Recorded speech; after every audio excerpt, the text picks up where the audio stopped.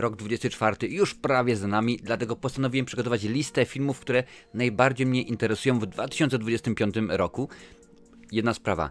Jakie przyjąłem kryterium? Bo tak się zastanawiałem. Wiele słyszałem, oczywiście, wiele filmów jest zapowiedzianych, ale stwierdziłem, ok, wejdę na Filmweb, wejdę na IMDb i zobaczę, co w tym momencie jest już potwierdzone. To, że to jest potwierdzone, oczywiście to nie jest równoznaczne z tym, że ten film będzie miał swoją premierę wtedy czy wtedy, bo wiadomo, że to było wielokrotnie przekładane w przypadku różnych produkcji, ale jakieś kryterium musiałem przyjąć. Więc jest to lista filmów, które w tym momencie, czyli na 28 grudnia 2024 są potwierdzone, mają już ustaloną polską datę premiery i są to produkcje, które mnie w jakiś tam sposób z różnych powodów interesują. O tym będę oczywiście mówił. Będę je podawał w kolejności chronologicznej, tak? Czyli od tych, które mają wyjść najpierw, aż do tych, które mają wyjść później. O jednych wiem więcej, o innych wiem mniej, ale akurat o tym będzie za chwilę. Dlatego przedstawiam listę filmów, które oczekuję, których wyczekuję najbardziej w 2025 roku, a rozpocznę tę listę od filmu, i tutaj Cię bardzo zaskoczę zapewne, od filmu Patryka Wegi pod tytułem Putin. Fabuła: Putin jest na szczycie władzy, prawie osiągnął swoje marzenia i odbudował rosyjskie imperium i tak dalej, i tak dalej. Nie będę oczywiście rozwijał tego więcej. Czemu mowa o tym filmie? Według mnie Patryk Wega jest beznadziejnym reżyserem. Zaraz powiem, o co mi chodzi, ale z zachowaniem oczywiście wszelkich proporcji jest on polskim Ridleyem Scottem. Czemu? Albo bardziej polskim właściwie George'em Lucasem powinienem rzecz. Ponieważ Patryk Wega na początku jakieś tam filmy miał nie najgorsze. 1-2 filmy były powiedzmy w porządku, ale później się gdzieś facet zagubił. Co nie oznacza, że nie jest on rewelacyjnym marketingowcem. On ma pomysły, on potrafi to wszystko sprzedać i tak samo jest i tym razem. Wiesz, George Lucas dał nam Gwiezdne Wojny i no okej, tam powiedzmy jeszcze THX można powiedzieć i to wszystko, ale świetnie to wszystko sprzedał. A Patryk Wega w tym momencie, według mnie ten film będzie to jego ostatnia produkcja. To znaczy, albo on będzie super świetnie zrobiony, mówię oczywiście o Patryku Wedze, więc no niekoniecznie się spodziewam, że będzie to mega produkcja, ale albo to będzie super świetne kino rozrywkowe, albo to będzie totalny gniot i ja no celuję raczej w to drugie, bo według mnie Patryk Wega się już, jak to mawia się, skończył się na Kill 'Em All, ale chcę zobaczyć, brzydko mówiąc, chcę być świadkiem jego upadku, ponieważ tak, no wiadomo, jaki kraj, taki Ridley Scott, czy taki George Lucas, no ale rzeczywiście jestem ciekaw, jakie będą perturbacje tego, jestem ciekaw, jak bardzo będę mógł po tym filmie pojechać, a tu nagle się może okazać, że jednak nie, że jednak się okaże, że ty popatrzcie, w końcu Wega zrobił dobry film. Nie, no to brzmi jak oksymorn, ale po prostu tak to rzeczywiście jakoś jest. Planowana data, premiera tego to jest 10 stycznia 2025, więc już niedługo. Zobaczymy rzeczywiście, jak to będzie wyglądało i czy będzie fajnie, ale domyślam się, że na pewno będzie zabawnie. Możliwe, że będę nagrywał bluzganą recenzję, bo akurat przy okazji filmów Patryka Wegi to jest bardzo częstym etapem, częstą rzeczywiście recenzją, ale to się okaże oczywiście za czas jakiś. Tak czy siak, Patryk Wega jest to pierwsza produkcja. Drugi film, który swoją premierę ma mieć 31 stycznia, 1 września miał swoją światową premierę. Mowa o filmie The Brutalist Brady Corbetta.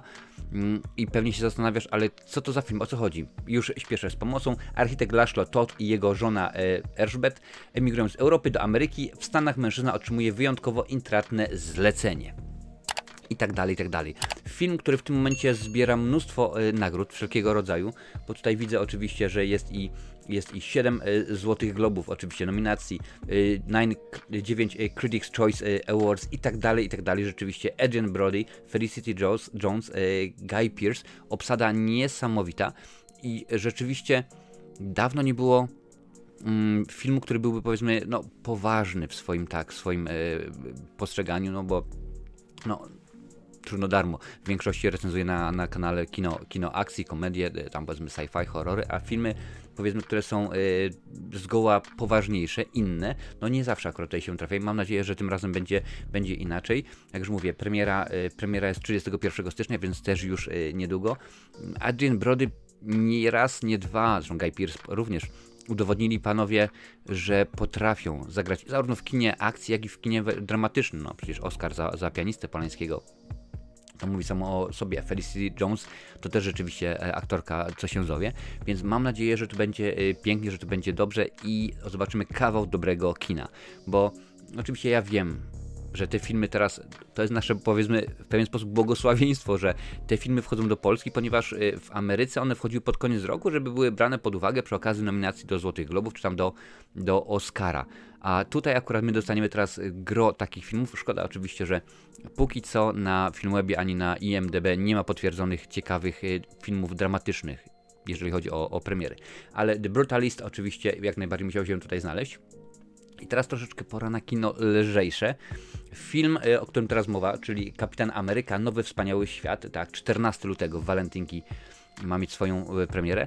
Jestem ciekaw, ponieważ jest to po pierwsze pierwszy, nomen omen, Kapitan Ameryka, gdzie no, mamy innego kapitana, nie jest tutaj Steve Rogers, a Sokół. Anthony Mackie oczywiście w tejże roli. Zmiana również jest na stanowisku generała Rossa. Wiadomo, William Hurt od nas odszedł, więc zastąpił go Harrison Ford. Pojawi się Czerwony Hulk i mnóstwo tych rzeczy. Nie wygląda to za dobrze po zwiastunach. Można, powiedzmy, podejść na dwoje, ale ja akurat stwierdziłem, dobrze, zobaczymy. Ostatnimi czasy Marvel nie dawał nam dużo dobrych produkcji, jakkolwiek by to nie zabrzmiało, ale stwierdziłem, że zobaczę, pewnie, że tak. Czemu by nie? Gorzej być, słuchaj, gorzej niż w przypadku Cravena czy Madame Web chyba nie może być. Ja oczywiście wiem, że to nie jest Marvel, tylko to było Sony, no ale powiedzmy, umówmy się, to jest ogólnie to samo uniwersum. Sam Wilson, który oficjalnie przyjął rolę Kapitana Ameryki, znajduje się w samym środku międzynarodowego incydentu. Wiadomo, polityka, więc jest między młotem a kowadłem, więc będzie rzeczywiście bardzo zabawnie. Zobaczymy rzeczywiście, jak bardzo zabawnie to jest. Oczywiście wszystkie te filmy, o których dzisiaj mówię, recenzje jak najbardziej pojawią się na kanale w 2025 roku. Niektóre może nawet wcześniej niż później. Ta produkcja interesuje mnie z wielu powodów. Mowa oczywiście o filmie Nosferatu. Po pierwsze, reżyseruje ją Robert Eggers. A jeżeli chodzi o tego dżentelmena, to biorę wszystko w ciemno, kupuję po prostu bez żadnych zahamowań. 21 lutego jest polska premiera. Po drugie, pojawia się w nim doborowa obsada, no ale powiem tylko o jednym dżentelmenie, który tutaj się pojawia, czyli Willem Dafoe.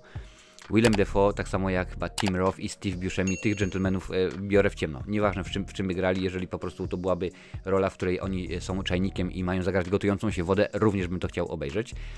Ale jest również tutaj Bill Skarsgård, którego no, można pamiętać chociażby z roli Pennywise'a. Jest Aaron Taylor-Johnson, jest Lily Rose Depp czy chociażby Nicholas Hoult, więc rzeczywiście obsada, jeżeli nie bardzo dobra, to przynajmniej intrygująca. A poza tym jest to trzecie podejście do tematu, bo oczywiście pamiętam Nosferatu z lat 20. Już prawie sprzed 100 lat, dokładnie prawie sprzed 100 lat. Z Maxem Schreckiem w roli głównej. Oczywiście dobra, zaraz coś powie stary, ale to nie było oficjalne, bo tam prawa autorskie mniejsza o większość. Był ten jeden, potem dostaliśmy film Wernera Herzoga z Nicolasem Kińskim. Więc też jestem wielkim fanem i ciekaw jestem, jak do tej postaci podejdzie Eggers, bo on rzeczywiście ma swój styl, w którym się już zakochałem dawno temu i mam nadzieję, że pozostanie wierny. Nie stwierdzi, o kurczę, popatrzcie, Viking aż tak dobrze nie był przyjęty, oczywiście finansowo, nie udało się aż tak super, to teraz coś zmieni. Nie, mam nadzieję, że będziesz robił cały czas swoje stary i rzeczywiście będzie dobrze. 21 lutego 2025, wtedy ma mieć miejsce premiera tegoż filmu. Straszliwy Nosferatu zakochuje się w młodej kobiecie, powodowany rosnącą obsesją wampir sieje wokół grozę i strach. Taki jest oficjalny tytuł. No zobaczymy. Rzeczywiście zobaczymy. Światowa premiera już miała miejsce kilka dni temu, a tutaj teraz czekamy na ten. Lubię dobre straszaki. Lubię ciekawe kino. Zobaczymy, jak będzie tym razem. Kolejna produkcja, o której chciałem powiedzieć, premiera będzie miała miejsce 1 maja, więc rzeczywiście skok dosyć potężny. No ale mówię, w tych miejscach oczywiście pojawią się pewnie inne filmy, które są jeszcze teraz niezapowiedziane. Jak mówię, no nie tylko Filmweb kuleje, na IMDb również. To rzeczywiście nie wygląda super świetnie. Tak naprawdę IMDb pokazywało mniej produkcji, które mnie mogły zainteresować od Filmwebu, więc akurat przynajmniej tutaj Filmweb się spisał. Thunderbolts, czyli kolejne dzieło Marvela. Grupa złoczyńców zostaje zrekrutowana przez rząd, aby wykonać tajną misję. I coś tutaj się boję, że rzeczywiście dostaniemy kolejny Suicide Squad, ale nie ten, powiedzmy, drugi, tylko tę pierwszą wersję, która nie wyglądała super świetnie, bo jak na razie ciężko być optymistycznie nastawiony do tego, co tutaj się dzieje, co tutaj się wydarzy, ponieważ wszystkie znaki na niebie i ziemię wskazują, że Marvel się zagubił. Niby Kevin Feige, czyli facet odpowiedzialny za całe MCU, mówił: tak, ja jestem cały czas o 3 kroki do przodu, ja wiem dokładnie, co się ma dziać, ale jeżeli weźmiemy pod uwagę to, co dostaliśmy w tym oraz w minionym roku, no to nie wyglądało to rzeczywiście bardzo dobrze, nie wyglądało to super świetnie i boję się, że w tym momencie tak, no nie powiem Kevin Feige skończył się na Kill 'em All, bo to nie w ten sposób, ale boję się, że może się okazać, że no niestety jednak to już rzeczywiście nie jest to, co odkrywki lubią najbardziej. Aczkolwiek jestem ciekaw, bo pojawia się kilka fajnych postaci, które rzeczywiście lubię, czyli na przykład pojawia się Jelena Belowa, pojawi się ma Vision, oczywiście tutaj cytuję z tego, co to jest napisane, no pojawia się oczywiście tak Tim Roth jako Emil Blonsky, chociaż jego rola, wydaje mi się, w Mecenas She-Hulk się bardzo zdewaluowała i to, co pokazali, jeżeli chodzi o abominację, to po prostu woła o pomstę do nieba. Będzie Sebastian Stan jako oczywiście Bucky Barnes, czyli zimowy żołnierz. Olga Kurylenko, jestem wielkim fanem od czasów filmu Hitman z Timothy Olyphantastycznym, ale to było dawno temu. No i David Harbour jako Red Guardian. Nie jestem fanem jego, jeżeli chodzi o rolę w Hellboyu, ale tutaj jest ciekawie. Mamy fajnych bohaterów, mamy ciekawe postacie. Teraz pytanie, czy rzeczywiście z tego dostaniemy dobry film. No, może być różnie. Oczywiście Wyatt Russell, no to akurat już była oczywistość. Kolejną produkcją, co prawda, która nie jest zapowiedziana na Filmwebie, ale jest na IMDb i zobaczymy, jak to będzie wyglądało, jest Mission Impossible The Final Reckoning. Nie ma polskiego tytułu. Zapowiedziany jest 21 maja 2025. Tutaj ma być ta produkcja. Teoretycznie według wytwórni ma to być ostatnia produkcja z cyklu Mission Impossible, aczkolwiek Tom Cruise powiedział: nie, to może być po prostu, tam to miało być The Final Reckoning Part 1, teraz miał być Part 2, ale ponieważ nie było rzeczywiście super finansowego wyniku przy okazji pierwszej części, to zmieniono troszeczkę. Tom powiedział: nie, ja chcę jeszcze grać tutaj, ja chcę jeszcze rzeczywiście kręcić te filmy z serii Mission Impossible. Zobaczymy, jak to będzie wyglądało. Wiadomo niewiele albo bardzo mało na temat tego filmu.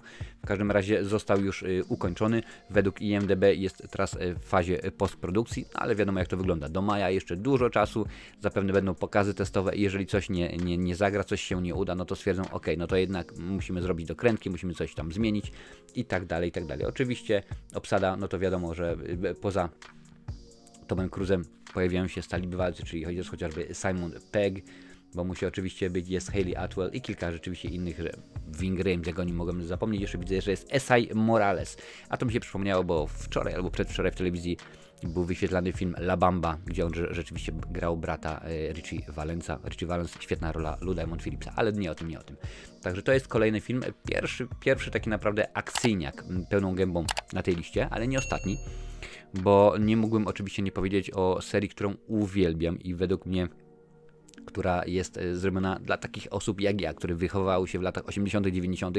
na VHS-ach i uwielbialiśmy i dalej uwielbiam filmy z cyklu Zabili go i uciekł, więc mowa o filmie Ballerina z uniwersum Johna Wicka.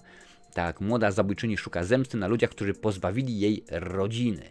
Oczywiście, że tak, Ana de Armas w roli tytułowej baleriny, ale pojawia się również Keanu Reeves. Pojawia się oczywiście Ian McShane, czyli Winston z hotelu. Pojawia się Angelika Houston jako pani dyrektor. No, powiedzmy dyrektorka tegoż wszystkiego. Również jest Lance Reddick. Pośmiertnie oczywiście jego rola. Norman Reedus, tutaj widzę Gabriel Byrne, więc obsada rzeczywiście bardzo, bardzo ciekawa.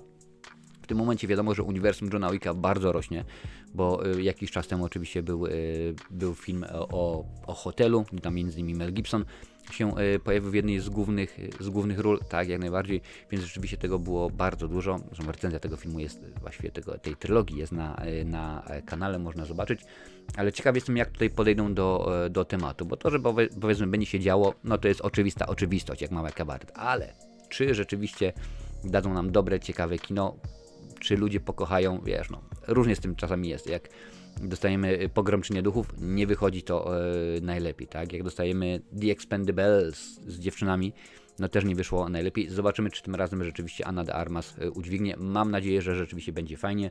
6 czerwca jest pokazane, że jest światowa oraz polska premiera kinowa. Mam nadzieję, że tutaj się nic nie pozmienia i i Ballerina właśnie bardziej niż John Wick wjadą i pokażą się super świetnie. A jeżeli lubisz, pewnie, że tak, takie materiały udostępnij na swoich mediach społecznościowych właśnie teraz. Kolejną produkcją, o której chciałbym Tobie powiedzieć, to jest zaskakujące, bo jest to ogromny film. 25 lipca, polska i światowa premiera. Film jeszcze nie ma zarysu fabuły, tak jest podane. The Fantastic Four First Steps, czyli oczywiście Fantastyczna Czwórka, ale ponoć ma nie być to materiał, ma nie być to film z cyklu Origin, czyli kiedy dowiadujemy się, jak Fantastyczna Czwórka pozyskała swoje moce i tak dalej, ale czy tak będzie? Zobaczymy rzeczywiście. Obsada, no tylko nadmienię, że Pedro Pascal oczywiście jako Pan Fantastyczny, Vanessa Kirby jako Niewidzialna Kobieta, Ebon Moss-Bachrach jako Stwór, The Thing, różnie to zwią, i oczywiście Joseph Quinn jako ludzka pochodnia, Johnny Storm. W tej roli oczywiście niegdyś Chris Evans, teraz to rzeczywiście się zmieniło. Matt Shakman, tak byłem zaciekawiony, ponieważ jego filmografia, bo specjalnie sprawdzałem, nie jest za bardzo okazała, bo jeżeli weźmiemy pod uwagę tylko i wyłącznie filmy, to jak do tej pory zrobił film telewizyjny Miasteczko Cut Bank z 2014 roku i to by było na tyle. Fantastyczna Czwórka to jest jego drugi film, ale jeżeli już weźmiemy pod uwagę nie tylko filmy, ale również i seriale, no to chociażby tutaj dochodzą do tego między innymi oczywiście serial Konsultant, Monarch, Dziedzictwo Potworów, Witamy w Chippendales, WandaVision, The Boys rewelacja, Sukcesja, Żona Idealna, American Gothic, Grace i Frankie, Heroes, więc rzeczywiście tego więc tego już jest troszeczkę więcej, może być dobrze, ale tutaj tak na dwoje babka wróżyła, mówiąc kolokwialnie, i jestem ciekaw, czy rzeczywiście dostaniemy super świetnie, wiesz, czy pójdą drogą Spidermana, stwierdzając, nie będziemy wam pokazywać po raz wtóry, tak, jak najbardziej, tak się rozpoczęło, bo już ludzie znają, tak samo jak nie ma potrzeby mówić, jak Superman stał się Supermanem, czy jak Batman i tak dalej, bo my to już wiemy, tylko czy skupią się na czymś ciekawym, first steps, czyli pierwsze kroki, początki, zobaczymy, może to będzie już, kiedy oni już są tymi superbohaterami, ale dopiero rozpoczynają swoją przygodę superbohaterską, może by tak rzec. Jestem ciekaw, jak to będzie pokazane. Jak już mówiłem, 25 lipca 2025, więc jeszcze pół roku czekania. Co tutaj się wydarzy, zobaczymy. Aczkolwiek jestem zaintrygowany tym. Oraz na koniec produkcja, która polską premierę ma mieć 28 listopada 2025, czyli niemalże rok. Mowa o filmie Zootopia 2. Animacja, zresztą tutaj widać. Tutaj rzeczywiście ją widać. I jestem ciekaw, jak tutaj podejdą do tego tematu, bo długo czekamy na kontynuację. Wiadomo, jedynka to jest 2016 rok, czyli to będzie już 9 lat. Wyrosło, nie chcę powiedzieć, że całe pokolenie osób, które nie kojarzą naszych bohaterów, czyli Judy Hopps i Nicka Bayera. Ale rzeczywiście kilka osób. Dość powiedzieć, że kiedy jedynka była w kinach, to mojego syna jeszcze na świecie nie było. A to akurat rzeczywiście w tym momencie on jest do niego skierowany ten film, więc siłą rzeczy pójdę sobie zobaczyć razem z nim. Duże oczekiwania, gdyż jedynka była wielkim sukcesem kasowym oraz bardzo ciepło został ten film przyjęty, tak średnia ocen 7,9 od widzów na Filmwebie oraz 7,9 od krytyków, więc jak na produkcję to bardzo, bardzo fajnie.